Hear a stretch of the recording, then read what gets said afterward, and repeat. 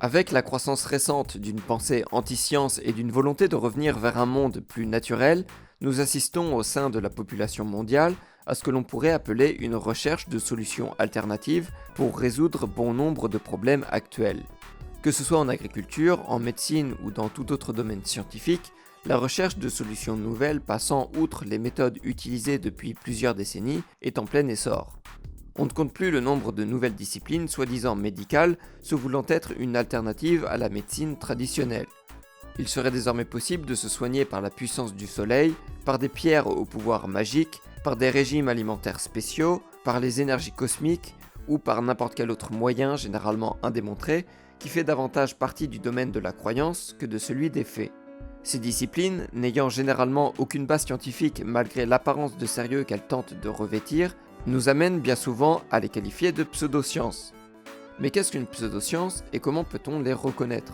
La notion de pseudoscience et les critères pour les identifier ont évolué durant les dernières décennies.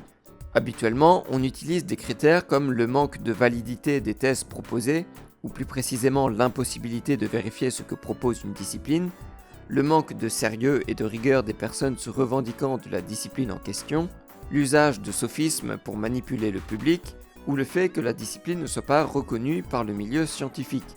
L'un des grands ajouts de la tentative de créer une définition de la pseudoscience a été la formulation par Karl Popper du critère de réfutabilité. Une pseudoscience serait une discipline qui formulerait des affirmations irréfutables. Bien que ce critère soit intéressant, il n'est pas pour autant infaillible et a été critiqué à plusieurs reprises.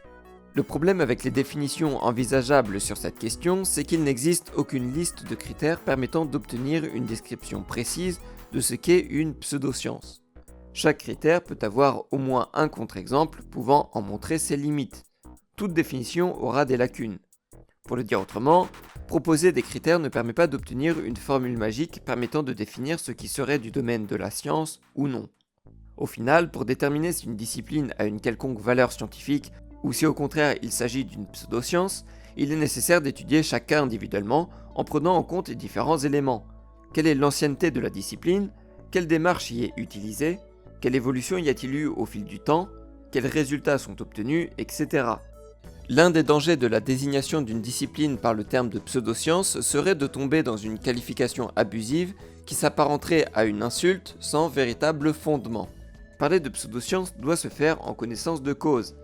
Il ne faut pas tomber dans l'usage excessif de ce terme, au risque de lui faire perdre toute pertinence. Et le mieux pour éviter ce travers est avant tout de se renseigner extensivement sur les disciplines que l'on souhaite critiquer.